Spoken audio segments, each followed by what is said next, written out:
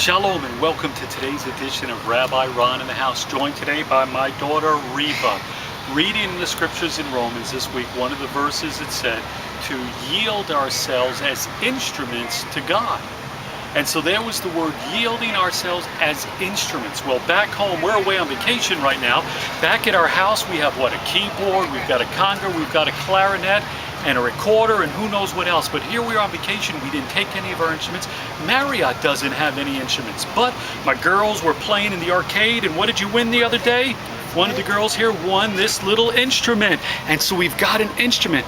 And when I read that verse that we're to yield ourselves as instruments to God, I started to think about it and said, here we have an instrument, and this instrument, as well as the keyboard, conga, and clarinet I have at home, they were made, and when they were made for one purpose and one only, and that was to be played by a person, to be put in the hands or the mouth of a person, and only then it could make music, which it was created. It was created to make music, but it has to go in the hands or the mouth of a human being to do that.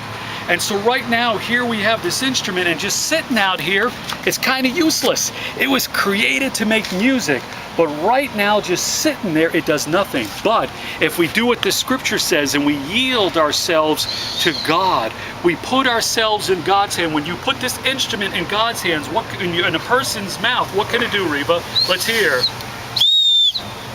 You put the instrument in a person's mouth and it can make music. It can accomplish the purpose which it was created for. That's what the scriptures is saying about us. That when only we were created in Messiah to do good work, we're his craftsmanship, quality craftsmanship, it also says, Paul says.